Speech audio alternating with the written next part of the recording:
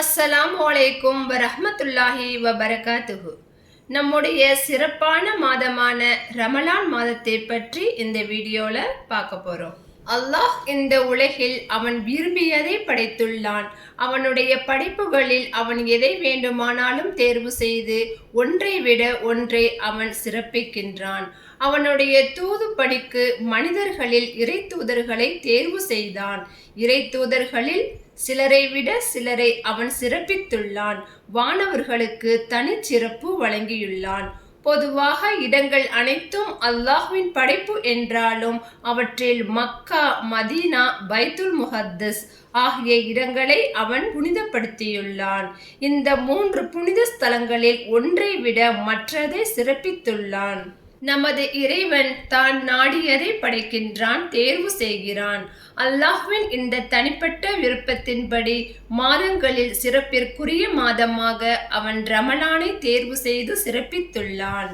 ரமலான் மாதம் எத்தகையது என்றால், நேர்வழியை தெளிவுபடுத்தி சத்தியத்தையும் அசத்தியத்தையும் பிரித்து காட்டக்கூடிய குர்ஆன் அம்மாதத்தில்தான் மக்களுக்கு நேர்வழியாக அருளப்பட்டது. எனவே உங்களில் அம்மாதத்தை அடைபவர்கள் அதில் நோன்பு நோற்க வேண்டும். நோயாளியாகவோ பயணியாகவோ இருப்பவர்கள் வேறு ஒரு நாளில் விடுபட்ட நோன்புகளை நோற்க வேண்டும். நேர்வழி காட்டியதற்காக அவனை நீங்கள் பெருமைப்படுத்தி நன்றி செலுத்த வேண்டும். ரமலான் மாதம் வந்துவிட்டால் சொர்க்கத்தின் வாசல்கள் திறக்கப்படுகின்றன, நரகத்தின் வாசல்கள் அடைக்கப்படுகின்றன, ஷைத்தான்கள் விலங்கிடப்படுகின்றனர் என்று ஹதீஸ்களில் கூறப்படுகிறது. இதன் கருத்து என்னவென்றால், ரமலான் மாதம் வந்துவிட்டால் அன்றைய தினம் மரணித்தவர் ஸ்வர்க்கவாதியா அல்லது ரமலான் மாதத்தில் ஷைத்தான்களின் எந்த செயல்களும் நடைபெறாதா என்ற சிந்தனைகள் இந்த செய்திகளை பார்த்தால் சிலருக்கு தோன்றலாம். ஆனால் இந்த ஹதீஸ்களின் கருத்து இதுவல்ல.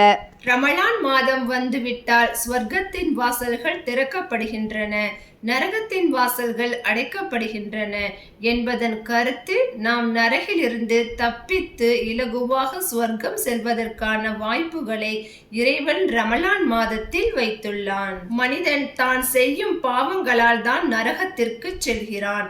இறை தூதர் ஸல்லல்லாஹு அலைஹி வஸல்லம் அவர்கள் மூலம் நமக்கு இறைவன் கற்றுக் கொடுத்த சிறு வணக்கங்களை இம்மாதத்தில் செய்தால் அவற்றின் மூலம் நம் பாவங்கள் அனைத்தையும் அல்லாஹ் மன்னிக்கிறான்.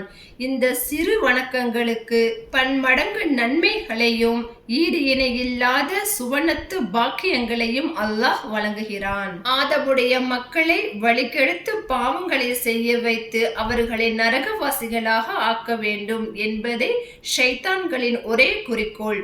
ரமலான் மாதத்தில் அடியார்களின் பாவங்களை அல்லாஹ் மன்னித்து விடுவதால் ஷைத்தான்களின் இந்த முயற்சி பலனற்று தோல்வியில் முடிகின்றது. இதுவே ஷைத்தான்கள் விலங்கிடப்படுகிறார்கள் என்பதன் விளக்கமாகும். எனவே நாம் ஷைத்தான்களுக்கு இடம் கொடுக்காமல் நல்ல அமல்களை செய்து பயன்பெறுவோமாக.